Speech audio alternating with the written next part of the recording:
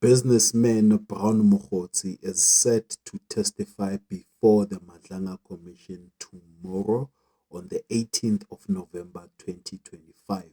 My name is Alokwan and these are the news that matter the most. Now, the commission is investigating allegations of corruption, political interference, and leaks of confidential police information within the South African Police Service. Now, Brown Mokgotsi is accused of facilitating payments from businessman Vusumuzi Ket Matlala to influence police operation and secure favors.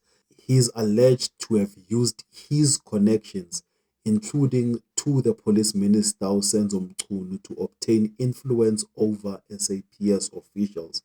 Now, Mokgotsi is also accused of using some of the proceeds for ANC activities, including funding flights and accommodation for ANC members. Now, he's also alleged to have shared sensitive police information with Vusumuzi Ket Matlala, including details about the disbandment of the political killing task team.